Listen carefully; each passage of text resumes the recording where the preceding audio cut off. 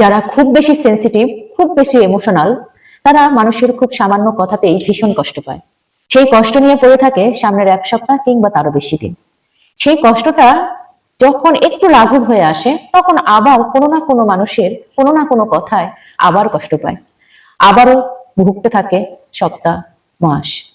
তো এই সিচুয়েশন থেকে অবশ্যই বের হয়ে আসতে হবে। যারা আপনাকে কষ্ট দিয়ে কথা বলছে, সেই কথাগুলো তাদের কাছে রাখতে দিন। সেটা আপনার ভেতরে প্রবেশ করানোর কোনো দরকারই নেই। তাদের কথাগুলো এক কান দিয়ে ঢুকিয়ে অন্য কান দিয়ে বের করে দিন। আপনি যদি এই দক্ষতাটা অর্জন করতে না পারেন, তাহলে আপনার সারা জীবনই এমন কষ্ট পেতে পেতে যাবে। যারা আপনাকে যে কথা বলে কষ্ট দিয়েছে, সেই কষ্টগুলো আপনার জীবনে কোনো প্রভাব ফেলবে না যদি আপনি না সেই কথাগুলো নিয়ে ভাবতে থাকেন। আপনি যতই ভাববেন ততই আপনার কষ্ট বাড়বে। এতে তো আপনার কোনো লাভ হবেই না, উল্টো আপনার ক্ষতি হবে।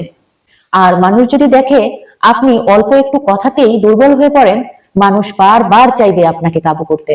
কারণ মানুষ অন্য মানুষকে কাবু করে খুব বেশি মজা পায়।